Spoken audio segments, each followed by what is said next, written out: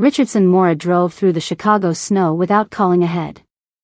The deal in Milwaukee went bad, ended early, and he wanted his study, his whiskey, and silence. No lieutenants, no wife asking questions, just 1 hour of peace before the phone started again. He told himself it was strategy, returning unannounced. Really, he just wanted to prove he still had a home to come back to. The gate rolled open. The driveway was cleared. The lights in the east wing were on, warm and gold against the white sky.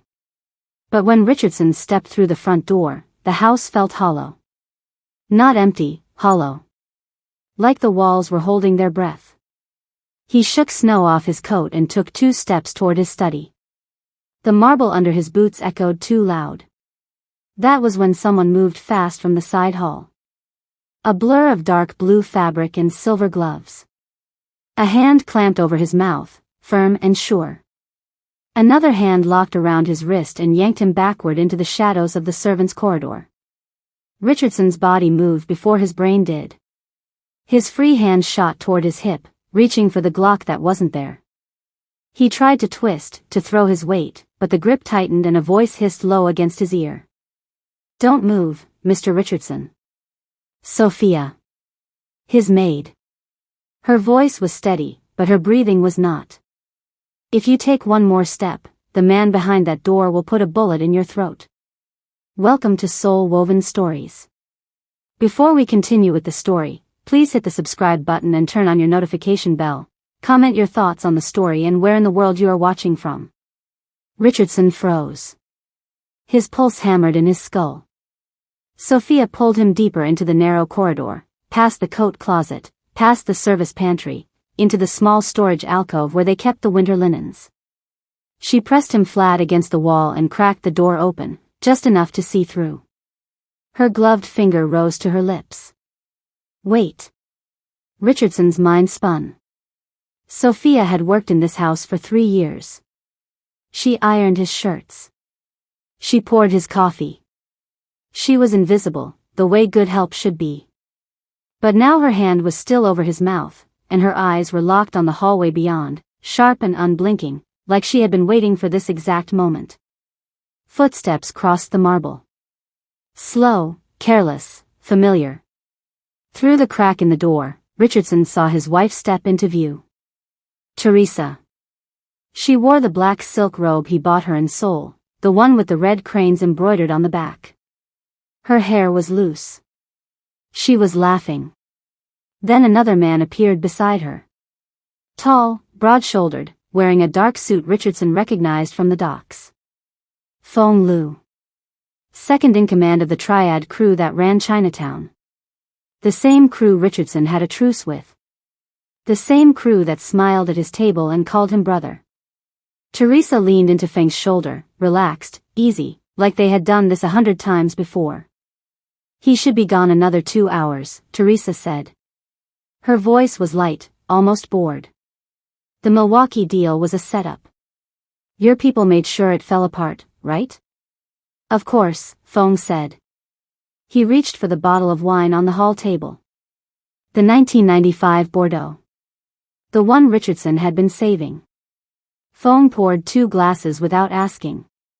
By the time he figures it out and drives back, everything will be ready. Clean, quiet, no witnesses. Teresa sipped the wine and sighed, annoyed. I told him to take the back roads.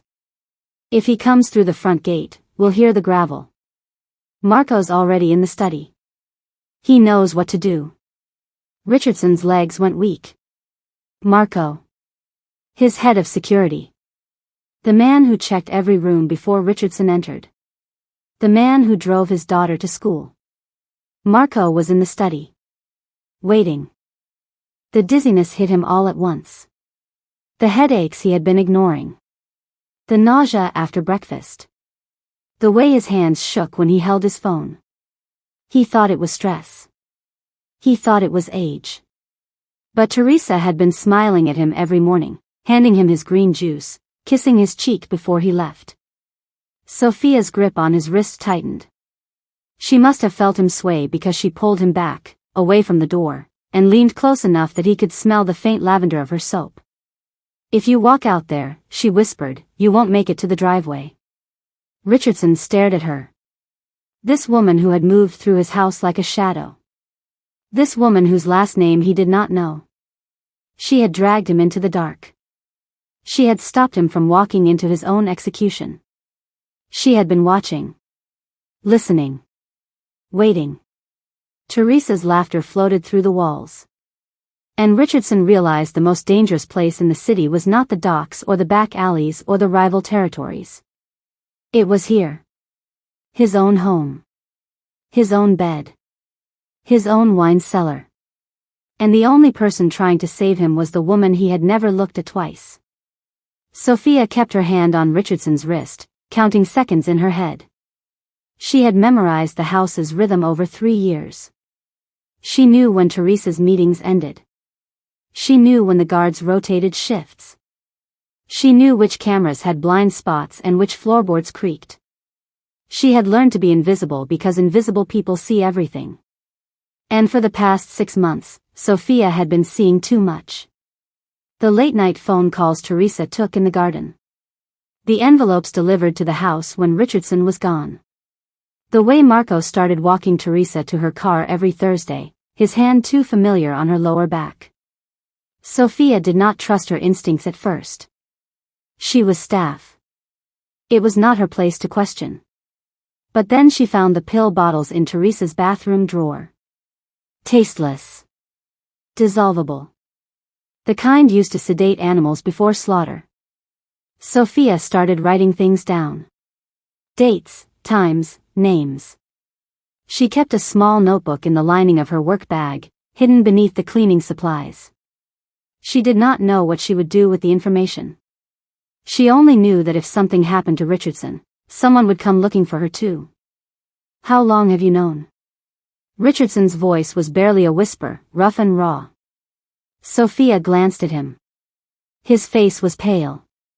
His jaw was tight. The man who walked into this house 15 minutes ago would have snapped her wrist for touching him. But the man standing beside her now looked like he had just watched his entire world turn to ash.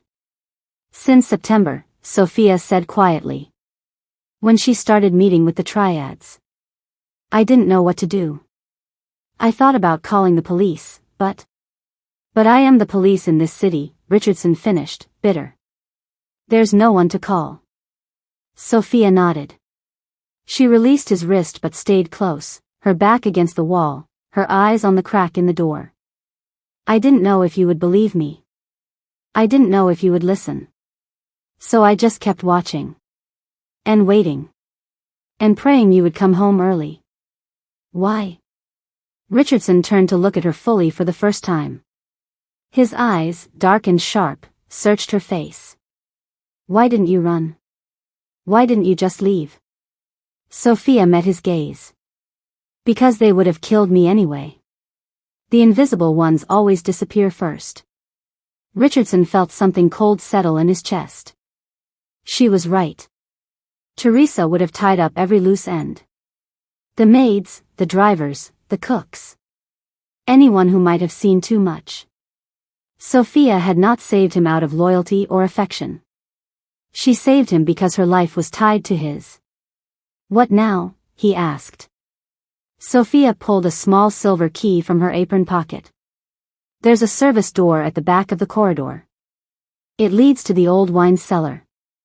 From there, we can get to the garage without passing any cameras. My car is parked outside the gate. I moved it this morning, just in case. Richardson stared at the key. Then at Sophia. This woman had mapped out an escape route. She had moved her car. She had been preparing for this moment while he walked around blind and arrogant, trusting his name to protect him. They're going to realize I'm not in the study, Richardson said. I know. Sophia tucked the key back into her pocket. We have maybe 10 minutes before Marco checks the security feed. Maybe less. And then?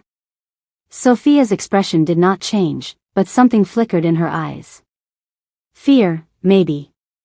Or resolve. Then the dragon of Chicago learns how to disappear. Richardson pressed his eye to the crack in the door, his breath shallow and controlled. Sophia stood behind him, one hand still resting on his shoulder, ready to pull him back if he moved too fast or made a sound. The corridor smelled like lemon polish and dust. His knees ached from crouching. He did not care. Through the narrow gap, he could see Teresa lift the wine glass to her lips. The crystal caught the light from the chandelier, throwing small rainbows across her throat. She drank slowly, like she was savoring it. Like she had earned it.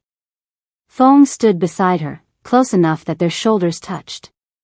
He refilled her glass without asking, the wine pouring dark and smooth. To freedom, Teresa said, raising the glass again. Her voice was soft, almost tender. Richardson had not heard that voice in months. Maybe years. She used to speak to him that way, back when they first met in Seoul, when she still looked at him like he was someone worth knowing. Fong clinked his glass against hers. To new partnerships. They drank together. Teresa smiled, and it was the kind of smile Richardson had seen her give to donors at charity galas, to journalists at press events, to anyone she needed to charm. Beautiful and empty. A tool she had sharpened over a decade of being his wife. How much did you give him this morning? Fong asked. He set his glass down on the hall table, casual, like they were discussing the weather. Enough to keep him slow, Teresa said. Not enough to make him suspicious. He's been complaining about headaches for weeks. I told him it was stress. He believed me. She laughed, light and careless. He always believes me. Richardson's jaw clenched. The green juice. Every morning for the past month, Teresa had handed it to him with a kiss on the cheek. Spinach, ginger, apple, turmeric. She said it would help with inflammation.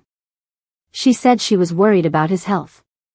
And he had drunk it every single time, standing in their kitchen, watching her smile. What about the body? Fong said. He reached into his jacket and pulled out a folded piece of paper. A map, maybe. Or instructions. Your people need to move fast once Marco finishes. The dock crew is ready, but the window is small. 2 hours, maybe less.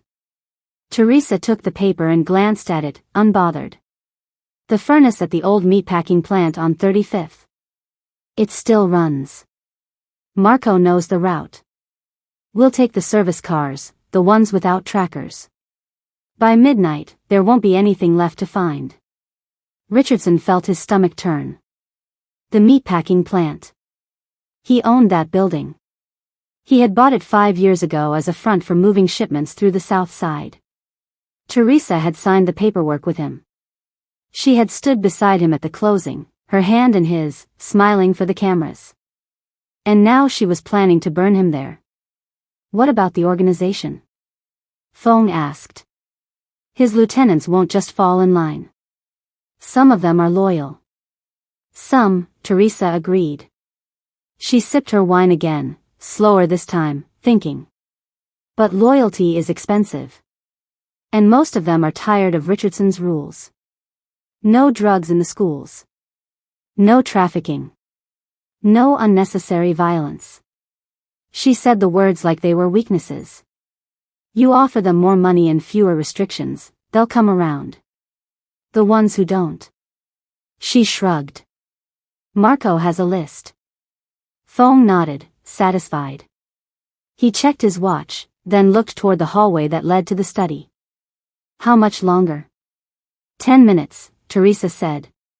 Maybe 15. Marco's waiting for the signal. Once Richardson walks through that door, it's done. Clean shot to the back of the head. He won't even see it coming. Good. Fong raised his glass one more time. To the dragon's fall. Teresa smiled and touched her glass to his. To the dragon's fall. They drank. The wine disappeared. And Richardson watched his wife, the woman he had built an empire for, the woman he had protected and loved and trusted, toast to his death like it was a business transaction. Sophia's hand tightened on his shoulder. She leaned close, her lips barely moving. We need to go. Now. But Richardson could not move. He stood there, frozen, staring through the crack as Teresa set down her glass and smoothed her robe. She looked beautiful. She looked calm. She looked like a woman who had been planning this for a very long time. And Richardson realized he had never known her at all. Sophia tugged Richardson's sleeve once, sharp and urgent. He tore his gaze away from Teresa and followed her deeper into the corridor. The walls here were narrower, painted a dull cream that had yellowed over the years. No artwork. No mirrors. Just exposed pipes and the faint hum of the heating system running through the bones of the house. Sophia moved fast but silent, her shoes making no sound on the concrete floor. Richardson tried to match her steps, but his boots were heavy, made for intimidation, not stealth. Each footfall echoed too loud in his ears. He felt clumsy, exposed, like a man wearing someone else's skin. She stopped at a junction where 3 corridors split in different directions. Richardson had lived in this house for 8 years. He had never seen this hallway. Sophia did not hesitate. She turned left, then immediately right, leading him past a service elevator he did not know existed. "The cameras," Richardson whispered. His voice sounded strange, too rough for the silence. "They'll see us." Sophia shook her head without looking back. "Not here. The service areas aren't monitored. Your security team decided it wasn't worth the cost. Too many blind spots, too many staff coming and going. They only watched the main floors." Richardson felt something bitter rise in his throat. He had signed off on that decision. He had trusted Marco to handle security. And Marco had left the entire underbelly of the house unwatched because it seemed insignificant. Because no threat could come from the invisible people. They passed a storage room filled with linens, then a narrow kitchen used only for staff meals. Sophia slowed near a door marked electrical, pulled a keyring from her apron, and unlocked it. Inside was a small utility room, cramped and hot, filled with breaker boxes and bundled cables. She closed the door behind them and leaned against it, listening. Richardson could hear voices above them, muffled through the ceiling. Footsteps moving fast. Someone shouted. Marco, maybe. Or one of the guards. They had realized he was not in the study. "How long have you been mapping this?" Richardson asked quietly. Sophia glanced at him, her face unreadable in the dim light from the single bulb overhead. "Since the first week I started. Teresa told me to learn the house. She said a good maid knows every corner, every shortcut. So I learned." She paused. "I just didn't think I'd need it like this." Richardson looked at her, really looked at her, for the first time since she had pulled him into the shadows. She was younger than he thought. Maybe late 20s. Her uniform was pressed and spotless despite everything. Her hands, still gloved, were steady. She had the kind of face that people forgot easily, soft and unremarkable, the kind that blended into crowds. But her eyes were sharp, calculating, like she had spent years learning how to see without being seen. "Why didn't you run?" he asked again. The question had been burning in his chest since the corridor. "You could have left this morning. Packed a bag, driven to another city. You didn't owe me anything." Sophia's expression did not change, but something flickered across her face. Exhaustion, maybe. Or resignation. Because Teresa had my sister's address written down in her planner. Right next to a phone number I didn't recognize. And because invisible people don't get to run. We only get to survive. The words hit Richardson like a fist. He had built his empire on loyalty, on the idea that people stayed because they respected him, because he was fair, because he was strong. But Sophia had stayed because leaving meant death. And she had saved him not out of loyalty, but out of necessity. Because his survival was tied to hers. Sophia pressed her ear to the door, listening. The voices above had moved toward the east wing. She waited 10 more seconds, counting under her breath, then unlocked the door and stepped out. "The wine cellar is 2 floors down," she said. "There's a service stairwell behind the laundry room. No cameras, no guards. But we have to move fast. Once they check the footage from the front entrance, they'll know you didn't make it to the study. Richardson nodded. His legs felt heavy, his body slow. The poison was still working through his system, dulling his reflexes, clouding his thoughts. He had always been the predator in this city, the man who walked into rooms and made people nervous. Now he was the prey, stumbling through his own house, dependent on a woman whose last name he still did not know. Sophia led him through another corridor, past the laundry room, past shelves stacked with cleaning supplies. She stopped at a metal door marked basement access and pushed it open. The stairwell beyond was dark and steep, lit only by emergency lights that cast everything in sickly green. "Stay close," Sophia said. "And don't touch the railing. It creaks." Richardson followed her down into the dark. The wine cellar smelled like oak and stone and decades of expensive decisions. Richardson had not been down here in months. The bottles stood in perfect rows, organized by region and year, each one worth more than most people earned in a month. He had built this collection the way he built everything else, carefully, methodically, as proof that he had arrived. Now he was using it as an escape route. Sophia moved between the racks, her fingers trailing along the wooden shelves until she found what she was looking for. A small door, painted the same gray as the walls, nearly invisible unless you knew where to look. She pushed it open and cold air rushed in, carrying the smell of gasoline and winter. The garage. Richardson could see his cars lined up in the dim light. The Bentley, the Mercedes, the blacked-out SUV he used for business. All of them traceable. All of them marked. Sophia walked past them without a glance and headed toward the far corner where the staff vehicles were parked. Her car sat alone near the service exit, a 15-year-old Toyota sedan with a dented bumper and rust spreading along the wheel wells. She unlocked it and opened the back door. "Get in. Stay low. Don't sit up until I tell you." Richardson stared at the car. At the torn upholstery and the fast food wrappers on the floor. At the child's car seat strapped in beside the back row. He had never thought about Sophia having a life outside this house. He had never thought about her at all. "Your jacket," Sophia said, her voice flat. "Take it off. It's too recognizable." Richardson looked down at himself. The tailored black coat, the silk shirt underneath, the silver cufflinks shaped like dragons. He had put this outfit on this morning in his bedroom, standing in front of the mirror, adjusting his collar. He had looked like a king. Now Sophia was telling him to strip. He shrugged off the coat and handed it to her. She took it without comment and stuffed it into a garbage bag she pulled from the trunk. His shirt was next. The white silk with his initials embroidered on the cuff. Sophia handed him a gray hoodie from the back seat, worn and faded, 2 sizes too small. "Put it on," she said. "And cover your neck."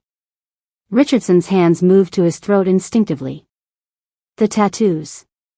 The dragon that coiled from his collarbone to his jaw, black and red ink that had taken 3 artists and 20 hours to complete. Everyone in Chicago knew that tattoo. It was his signature, his brand, the mark that said he was untouchable. He pulled the hoodie on and zipped it up to his chin. It smelled like laundry detergent and something sweet, like vanilla. It smelled like someone else's life. He climbed into the back seat and lay down across the worn upholstery, folding his body into the cramped space. His knees hit the back of the driver's seat. His head pressed against the opposite door. He could see the ceiling of the car, stained and sagging, and the child's car seat next to him with cartoon characters on the fabric. Sophia slid into the driver's seat and started the engine. It coughed once, then caught. She adjusted the mirror, checked the exits, and pulled out slowly, the tires crunching over gravel. Richardson felt every bump, every turn. His body ached. His head throbbed.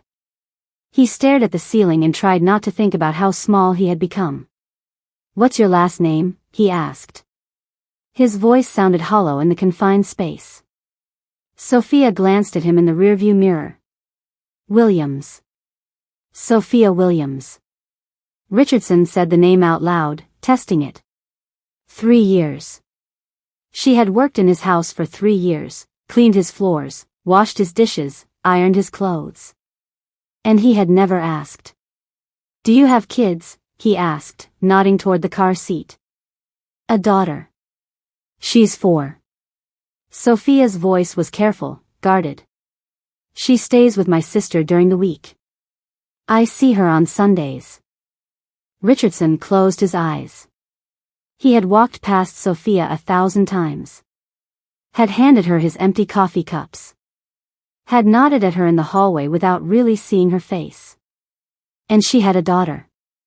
A whole life that existed in the margins of his empire. "Where are we going?" he asked. "South Side," Sophia said. "My neighborhood. It's not safe, but it's safer than anywhere else right now. No one will look for the Dragon of Chicago in a place like that." Richardson felt the car turn onto the main road. He could hear traffic now, distant sirens, the hum of the city moving around him. He had built this city. He had controlled it. And now he was hiding in the back of a rusted sedan, wearing a borrowed hoodie, running toward the one place his name meant nothing. The tattooed king, stripped and unmasked, dependent on a woman whose last name he had just learned. Sophia pulled the car into a neighborhood Richardson had only ever seen from the highway. Rows of narrow houses pressed together like broken teeth, their porches sagging under the weight of too many winters. Chain-link fences separated tiny yards. Streetlights flickered, some working, most not. This was the South Side, the part of Chicago his organization moved through but never stayed in, the part he had written off as territory not worth fighting for. She parked in front of a brick 2-flat with bars on the windows and a porch light that buzzed like an angry wasp. "Stay in the car," she said. "I need to make sure it's clear." Richardson watched her walk up the steps and unlock the door. She disappeared inside for less than a minute, then reappeared and waved him forward. He pushed himself up from the back seat, his body stiff and aching, and stepped out onto the curb. The cold hit him immediately, sharper here without the shelter of his estate's walls. He pulled the hood up over his head and kept his chin down, but he could still feel eyes on him. Across the street, an old man sat on his porch despite the cold, a blanket across his lap, a cigarette burning between his fingers. 2 houses down, a woman stood in her doorway, arms crossed, watching. A group of teenagers leaned against a car at the corner, their conversation dying as Richardson passed. He did not look like anyone who belonged here. Even in the borrowed hoodie, even with his tattoos covered, he moved wrong. Too controlled. Too aware. A predator trying to play prey. Sophia held the door open. Inside. Now. Richardson climbed the steps and slipped through the door. The apartment was small, maybe 400 square feet. A couch that had seen better decades. A kitchen table with mismatched chairs. Toys scattered across the carpet, blocks and dolls and coloring books. The walls were covered with photos, dozens of them, held up with thumbtacks and tape. A little girl with Sophia's eyes smiled from nearly every frame. Sophia locked the door behind them, then pulled the curtains shut. She moved through the apartment with the same efficiency she used in his mansion, checking windows, locking the back door, turning off lights they did not need. Richardson stood in the center of the room, unsure where to put himself. He had commanded boardrooms, negotiated treaties in warehouses, stared down armed men without flinching. But here, in this tiny apartment that smelled like cinnamon and laundry soap, he felt like an intruder. "Sit," Sophia said, nodding toward the couch. "You look like you're about to fall over." Richardson sat. The cushions sagged beneath him, springs poking through the fabric. He could hear everything in this building. Footsteps above. A television through the wall. A baby crying somewhere close. In his house, the walls were thick enough to swallow sound. Here, everyone lived on top of each other, their lives bleeding together. Sophia disappeared into the kitchen and returned with a glass of water. "Drink it. All of it. Whatever Teresa gave you, you need to flush it out." Richardson took the glass and drank. The water was lukewarm and tasted faintly of metal, nothing like the filtered water in his house. But it was clean, and he was thirsty, and he emptied the glass without stopping. "How long have you lived here?" he asked. 5 years. Since my daughter was born. Sophia sat down in the chair across from him, her posture still perfect despite the exhaustion creeping into her face. "The rent's cheap. The neighbors mind their business. Mostly. They saw me," Richardson said. "They'll talk." "They'll talk," Sophia agreed. "But not to your people. Not to the police. Not to anyone outside this block." She leaned forward, her hands clasped between her knees. "You don't understand how it works here. People in this neighborhood, they know what it means when someone shows up looking scared. They know what it means when someone needs to disappear. And they know that snitches don't last long." Richardson studied her face. "You have a reputation here." "I help people," Sophia said simply. "Mrs. Chen 2 doors down, I watch her grandson after school. Mr. Walker across the street, I drive him to his dialysis appointments. The teenagers on the corner, I give them food when their parents can't. People here know me. They trust me. And if I say you're with me, they won't ask questions." A knock came at the door, 3 quick taps.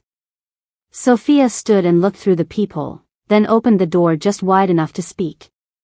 Richardson could not see who was outside, but he heard a woman's voice, low and concerned. "Everything okay, Sophia? We saw you bring someone in." "It's fine, Mrs. Patterson. Just a friend who needed a place to stay." "He looks like trouble." "He is," Sophia said. "But he's my trouble." There was a pause. Then the woman spoke again, quieter. "You need anything, you knock. I got my son's gun if things go bad." "Thank you." Sophia closed the door and locked it again. She turned to Richardson, her expression unreadable. "That's how it works here. We protect our own." Richardson sat on the sagging couch, his empire crumbling miles away, and realized the Dragon of Chicago was alive only because a maid had a daughter and neighbors who cared. Sophia pulled a cardboard box from beneath her bed and carried it to the kitchen table. Richardson watched from the couch as she opened it carefully, like it contained something fragile or dangerous. Inside were folders, envelopes, and a small black notebook bound with a rubber band. She removed the notebook and set it in front of him. "This is everything," she said. 6 months of watching. 6 months of writing it down. Richardson picked up the notebook. The cover was plain, the kind you could buy at any drugstore for $2. He slipped off the rubber band and opened it. The first page was dated September 12, written in neat, precise handwriting. "Teresa met with unknown male, Asian, approximately 40 years old, at Lincoln Park Conservatory, 2:30 p.m. Conversation lasted 18 minutes. Teresa handed him an envelope. He handed her a phone. Richardson turned the page. More entries. More dates. Teresa's schedule mapped out in careful detail, cross-referenced with times Richardson had been out of town.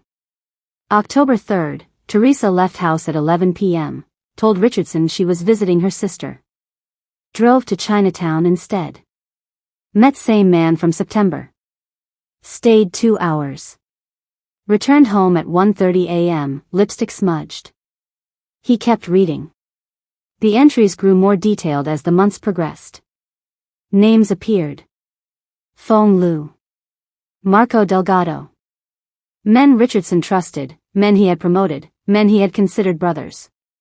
Sophia had documented every meeting, every phone call she overheard, every suspicious interaction. She had drawn connections, marked patterns, noted when Teresa's behavior changed. "How did you get all this?" Richardson asked. His voice was rough, his throat tight. Sophia sat across from him, her hands folded on the table. "I listened. I watched. I followed her sometimes, on my days off, when she thought no one was paying attention.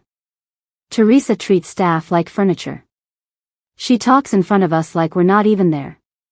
She makes phone calls while I'm cleaning her bathroom.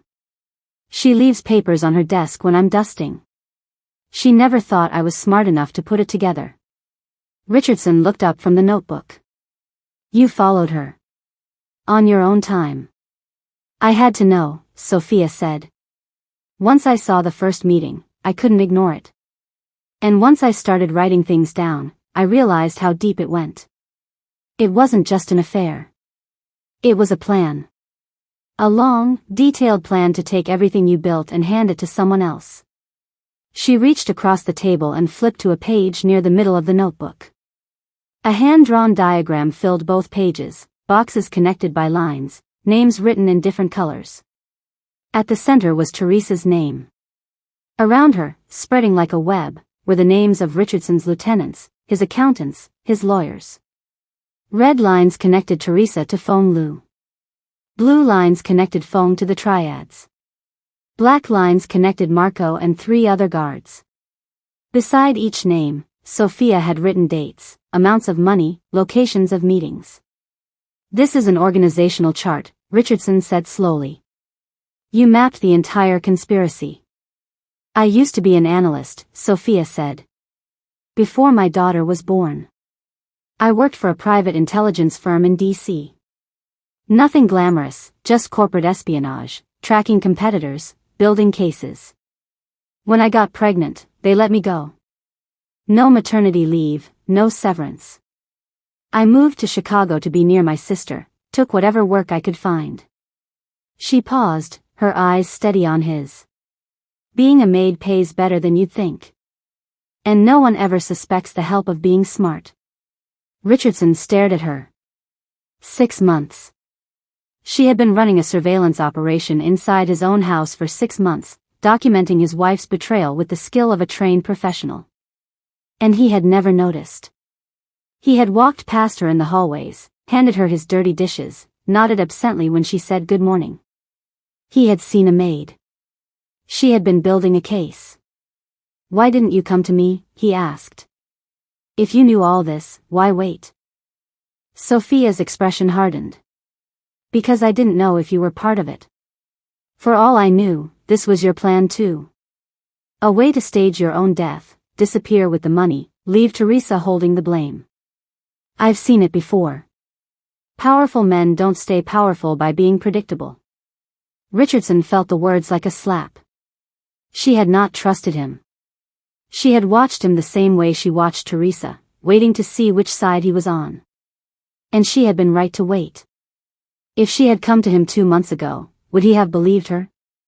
Or would he have fired her, maybe worse, for daring to accuse his wife? When did you decide I wasn't part of it? He asked.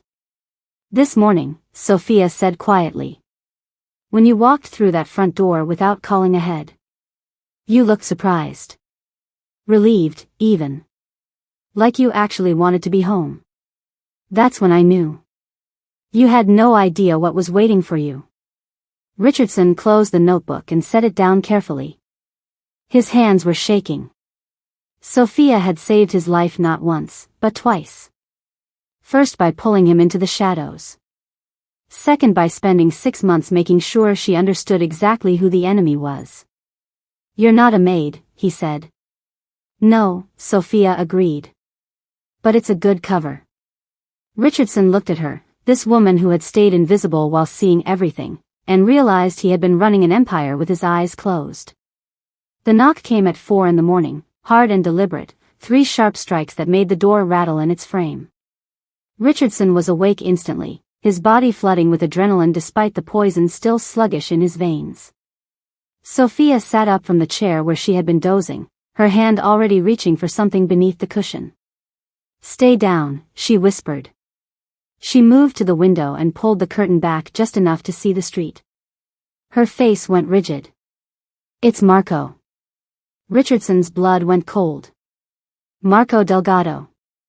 6'3", 240 pounds, former Army Ranger, the man Richardson had trusted to protect his family. He was standing on the porch below, alone, his hands in his coat pockets. No other cars on the street. No backup visible. But Marco never worked alone. How did he find us? Richardson asked, his voice barely audible. The car, Sophia said. She let the curtain fall and turned to face him. It's registered to me. It took him a few hours, but he ran the plates. She pulled a snub-nosed revolver from beneath the chair cushion, checked the cylinder, then looked at Richardson with an expression that was almost apologetic. I'm sorry. I should have thought of that. Another knock. Harder this time. Then Marco's voice, calm and patient, the same voice he used when explaining security protocols. Sophia. I know you're in there. I know he's with you. Open the door. We can talk about this. Sophia moved to the kitchen, crouching low, and gestured for Richardson to follow. He crawled across the floor, his body clumsy and heavy. The apartment felt impossibly small now, the walls closing in. There was one way out, through the front door, and Marco was standing right there. Mr. Richardson, Marco called. Boss. You're sick. Teresa told me. She's worried about you. Let me take you to the hospital. We'll get you checked out, make sure you're okay. Sophia positioned herself beside the door, her back against the wall, the revolver held low. She looked at Richardson and mouthed two words, he's lying. Richardson nodded. He knew. Marco's voice was too steady, too controlled. This was not concern. This was a cleanup job. The door exploded inward with a single kick. The frame splintered, the lock tearing free from the wood. Marco stepped through, a silenced pistol already raised, his eyes scanning the apartment with mechanical precision. He saw Richardson first, crouched near the kitchen counter, and the gun swung toward him. Sophia fired. The revolver's blast was deafening in the small space. The shot caught Marco in the shoulder, spinning him sideways. He grunted, more surprised than hurt, and turned toward her. His pistol barked twice, muffled coughs that punched holes in the wall behind where Sophia had been standing. But she was already moving, diving behind the couch. Marco advanced, bleeding but steady, his training overriding the pain. Richardson scrambled backward, his hands searching for anything he could use. His fingers closed around a cast-iron skillet on the stove. Marco's gun swung toward him again, and Richardson threw the skillet with everything he had left. It hit Marco square in the face, a wet crunch of metal against bone. Marco staggered, blood pouring from his nose. Sophia rose from behind the couch and fired again. This shot hit Marco in the thigh. He dropped to one knee, his pistol clattering to the floor. But even wounded, even bleeding, Marco was not finished. He lunged forward, his hands reaching for Richardson's throat. 240 pounds of muscle and rage crashed into Richardson, slamming him back against the counter. Richardson's head cracked against the cabinet. Stars burst across his vision. Marco's hands closed around his neck, thumbs pressing into his windpipe. Richardson clawed at the hands, tried to pry them loose, but his strength was gone. The poison had taken too much. He could feel his body shutting down, his vision narrowing to a black tunnel. Then Sophia was there, pressing the revolver against the base of Marco's skull. Let him go. Marco froze. His hands loosened but did not release. You won't shoot, he said, his voice strained. You're not that kind of person. You don't know what kind of person I am, Sophia said. Her voice was flat, emotionless. You never bothered to ask. She pulled the trigger. The sound was muffled this time, absorbed by Marco's skull. His body went slack, collapsing onto Richardson like a felled tree. Richardson shoved the corpse aside, gasping, his throat burning. He rolled onto his side and vomited, his body rejecting everything, the poison, the fear, the violence. Sophia stood over Marco's body, the revolver still in her hand, smoke curling from the barrel. Her face was blank, emptied of expression. She had just killed a man in her living room, 3 feet from her daughter's toys. Are you okay? She asked, her voice distant. Richardson coughed, spat blood. No. Can you walk? I don't know. Sophia set the revolver on the table and pulled him to his feet. We have to go. Now. Marco didn't come alone. His partner will be coming up those stairs any second. Richardson looked at the door, at the splintered frame, at the body leaking blood onto Sophia's carpet. Where? Somewhere they won't look, Sophia said. She grabbed her notebook, stuffed it into her bag, and pulled Richardson toward the back window. Somewhere they don't control. She pushed the window open and climbed out onto the fire escape. Richardson followed, his legs shaking, his vision still blurred. Behind them, he could hear footsteps pounding up the stairs. Sophia had saved his life again.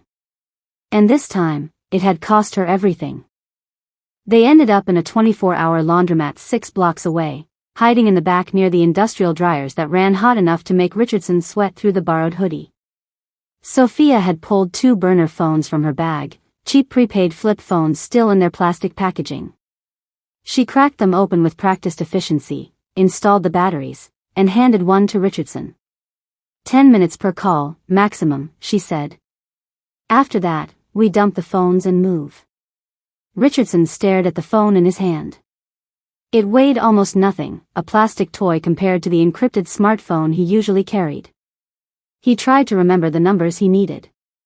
He had stored everything digitally for years, trusting his phone to remember what he could not. Now his phone was sitting on his office desk, probably already in Teresa's hands. But some numbers stayed. The ones that mattered. The ones he had memorized back when he was still climbing, when survival meant knowing who to call when everything went wrong. He dialed.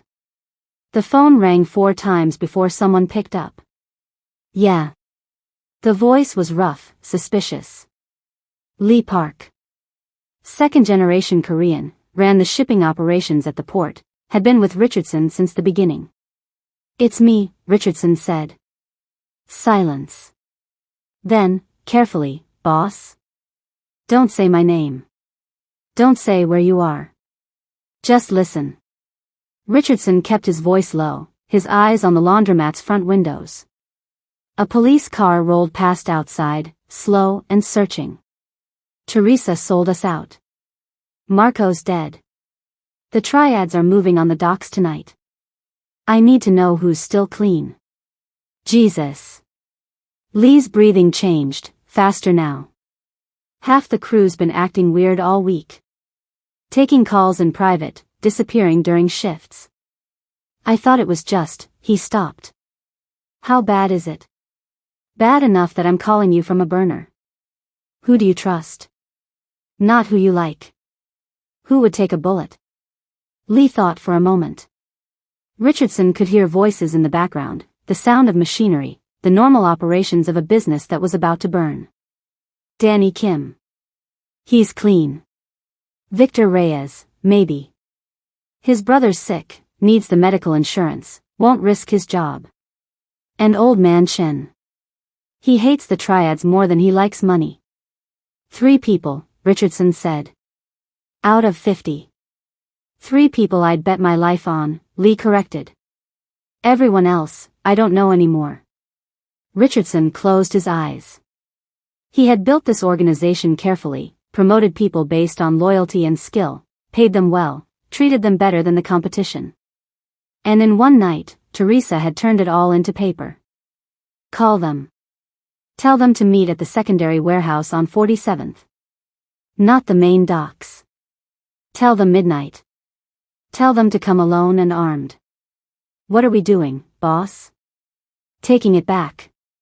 Richardson ended the call and immediately pulled the battery from the phone. Sophia was already opening the second burner.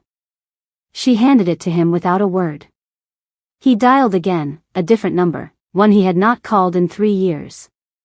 Who's this? A woman's voice, sharp and awake despite the early hour. Carmen Ruiz. She ran the money, cleaned it, moved it, made sure the IRS never looked too close. It's Richardson. That's impossible, Carmen said flatly. Richardson's dead.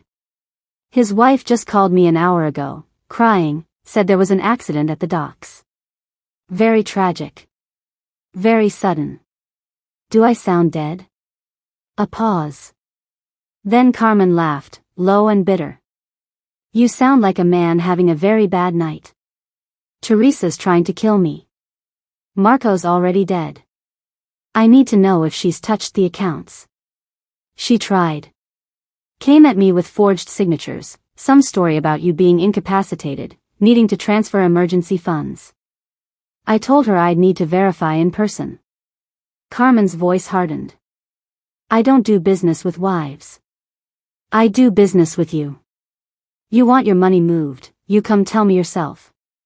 Richardson felt something loosen in his chest. Carmen was clean. Carmen was still his. Don't transfer anything. Don't sign anything. If she comes back, stall her. How long? 24 hours. If I'm not back by then, assume I'm actually dead and do what you need to do. And if you are back? Then we're going to need a lot of cash. Unmarked. Fast. Carmen was quiet for a moment. You know where to find me. Richardson killed the call and pulled the battery. 2 phones down. He looked at Sophia. She was watching him with that same steady expression, evaluating, calculating.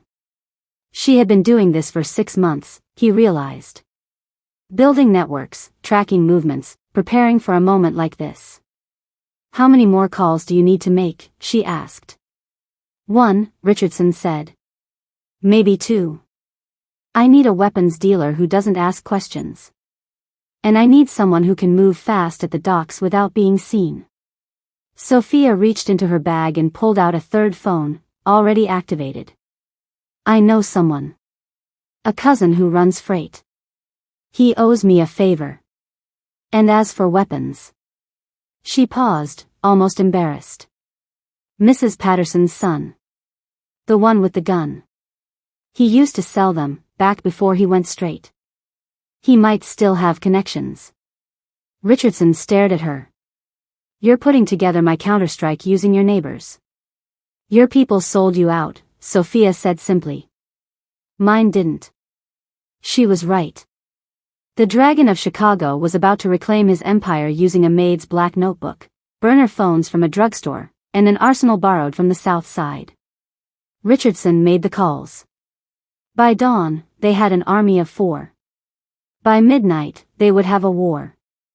The docks at midnight were a cathedral of rust and shadow, shipping containers stacked like metal tombs, the Chicago River sliding past black and silent.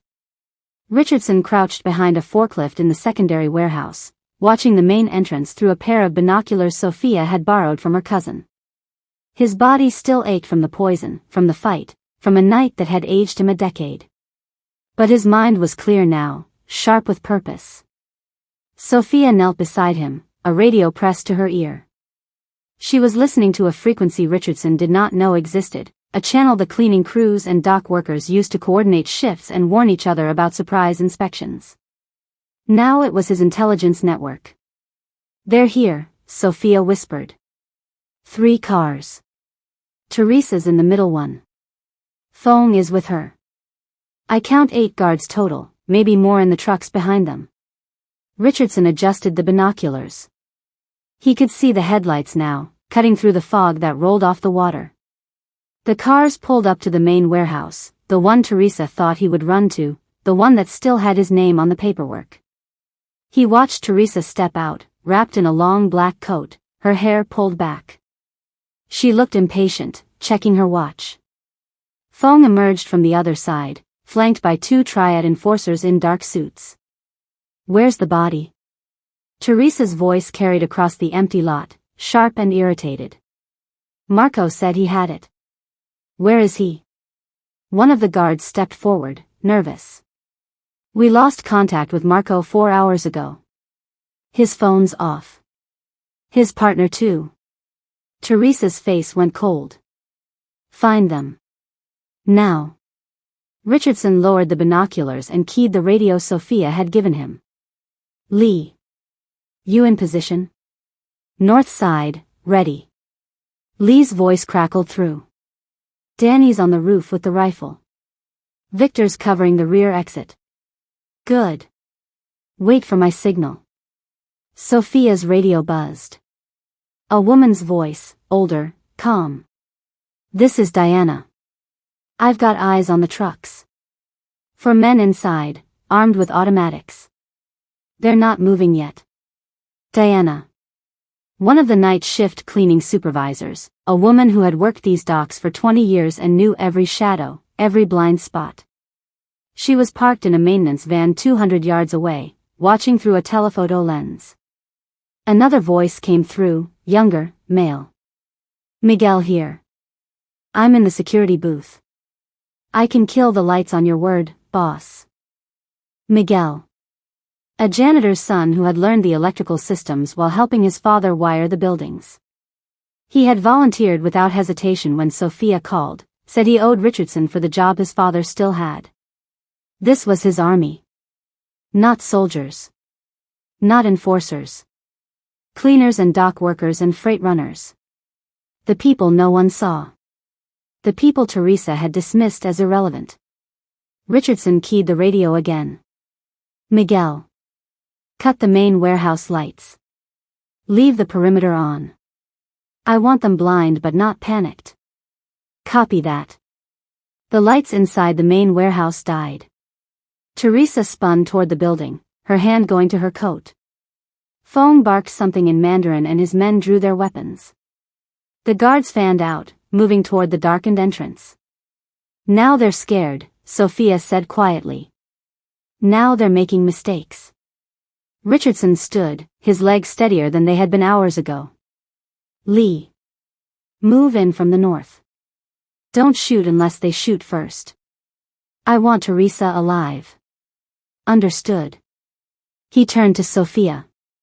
She was holding her revolver again, reloaded, ready. You don't have to do this part, he said.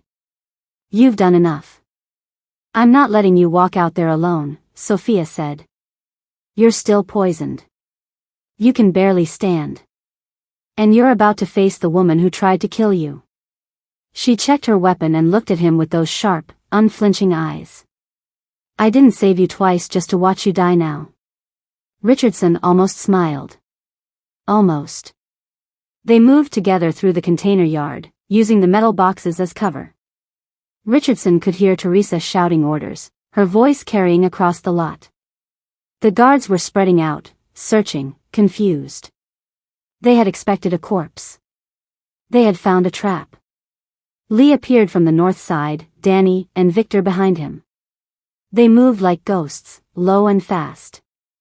Old Man Chen emerged from a storage shed on the east side, a shotgun in his weathered hands. One by one, Richardson's people closed the circle. Teresa stood in the center, finally realizing she was surrounded. Richardson stepped into the light, his hood pulled back, his tattoos visible again. The Dragon of Chicago, risen from the dead. Teresa's face went white. That's impossible. You made a mistake, Richardson said, his voice carrying across the silent docks. You thought the people you didn't see couldn't hurt you. You forgot that invisible doesn't mean powerless. Sophia stepped beside him, her revolver aimed at Fong. The cleaning supervisor, the janitor's son, the freight runners, the dock workers, they all emerged from the shadows, surrounding Teresa's crew. Not soldiers. Not trained killers. Just people who had been watching. Waiting. Learning. Teresa looked at Sophia, recognition finally dawning. You. The maid. The analyst, Sophia corrected. Fong reached for his weapon. Danny's rifle cracked from the roof. The bullet took Fong in the shoulder, spinning him to the ground. The other guards froze, realizing they were outgunned, outmaneuvered, beaten by people they had never bothered to count. Richardson walked forward, slow and deliberate, until he stood face to face with his wife. It's over, Teresa. She looked at him with something like disbelief, like she still could not understand how the man she had poisoned was standing in front of her. You should be dead. I was, Richardson said. And then someone who actually saw me brought me back. Teresa left Chicago on a cargo ship bound for Shanghai 3 days later, carrying nothing but a single suitcase and a passport that was not her own. Richardson had given her a choice, disappear or die. She chose disappearing. Feng Lu went back to the triads in a body bag, a message delivered without words. The lieutenants who had taken Teresa's money were given the same choice. Most of them ran. 2 did not run fast enough.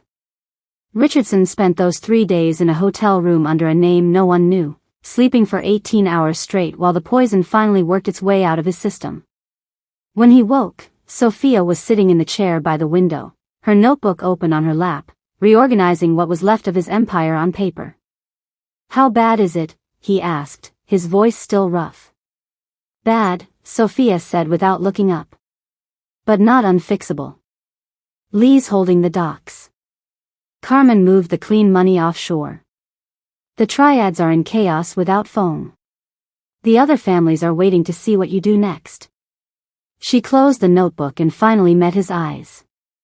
"They're waiting to see if the dragon is still alive or if he died on those docks."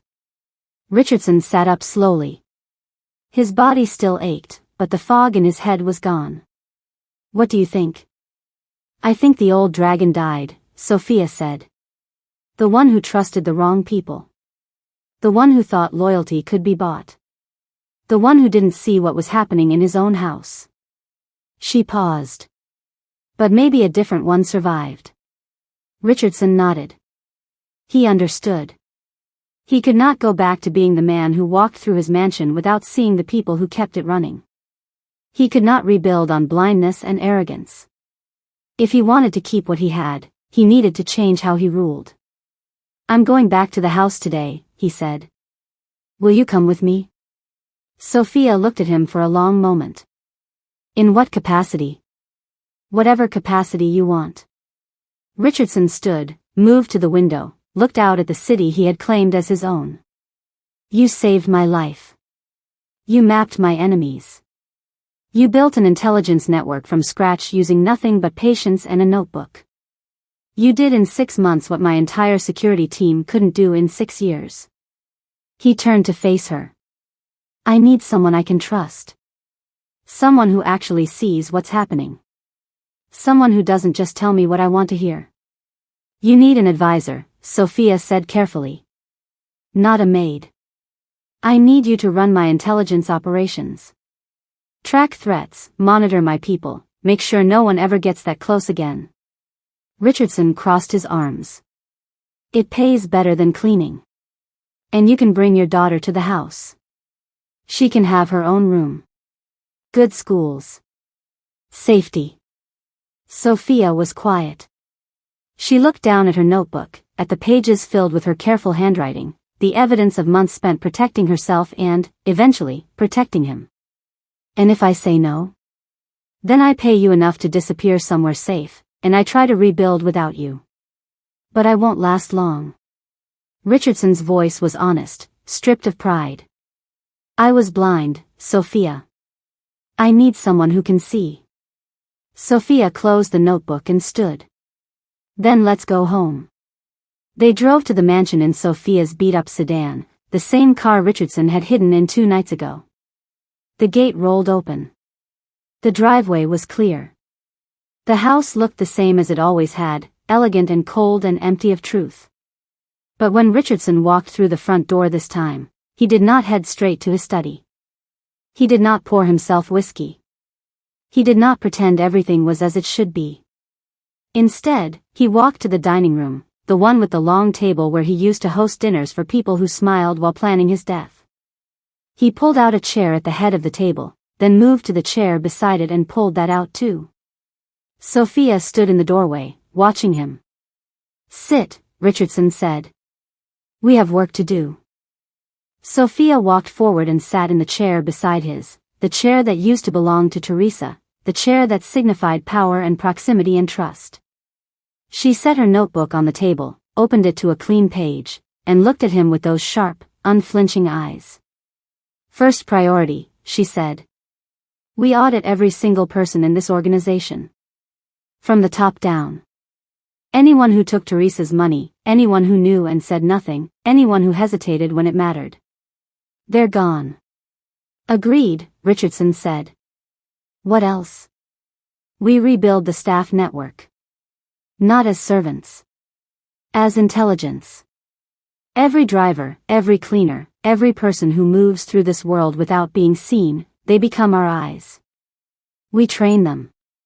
We pay them well. We make them understand they're not invisible anymore. They're essential. Richardson nodded slowly. It was a complete restructuring, a dismantling of everything he thought he knew about power. But Sophia was right. The people he had ignored were the ones who had saved him. The people he had dismissed were the ones who saw the truth. And third, Sophia continued, her voice steady, you stop pretending you're untouchable. You stop trusting people just because they've been around a long time. You stop assuming loyalty means anything without proof. She looked at him directly. You learn to see what I see. Or this happens again. Richardson met her gaze. Then teach me. Sophia held his eyes for a moment, measuring him, deciding if he meant it. Then she nodded and turned to a fresh page in her notebook. The Dragon of Chicago had died on the docks. But something new was being born at this table. An empire built not on fear or blind loyalty, but on sight. On truth. On the partnership between a man who had lost everything and a woman who had been watching all along.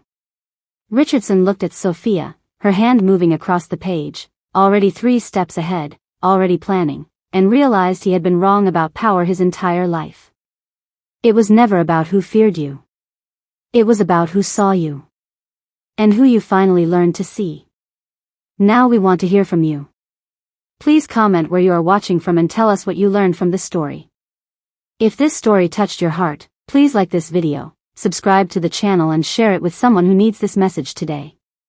And if you want more stories from us, comment more stories and you will be the first to get the next emotional stories. Before you go, answer these 3 questions in the comments. 1. If you were Richardson, would you have trusted Sophia from the beginning, or would you have suspected her too? 2. Do you think Sophia should stay as Richardson's advisor, or should she take the money and disappear with her daughter? 3. What is one lesson this story taught you about power and the people we overlook every day?